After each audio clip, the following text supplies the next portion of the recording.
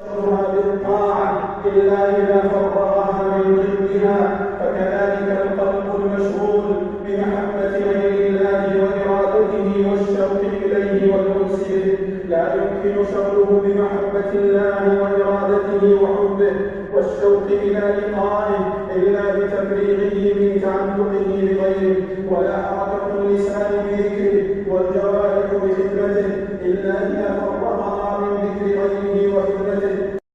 لا تنفع لم يبق فيها موضع للشغل بالله ومعرفته ومعرفة أسمائه وصفاته وأحكامه. وسر ذلك أن إصغاء القلب كإصغاء الأذن، فإذا صغى إلى غير حديث الله لم يبق فيه إصغاء ولا فهم لحديثه، كما إذا مال إلى غير محبة الله لم يبق فيه ميل إلى محبته، فإذا نطق القلب بغير ذكره لم يبق فيه محل للنطق بذكره كاللسان. ولهذا في الصحيح عن النبي صلى الله عليه وسلم أنه قال: لن يمتلئ جوف أحدكم قيحا حتى يريه خير له من أن يمتلئ شعرا. فبين أن الجوف يمتلئ بالشعر، فكذلك يمتلئ بالشبه والشك والخيالات.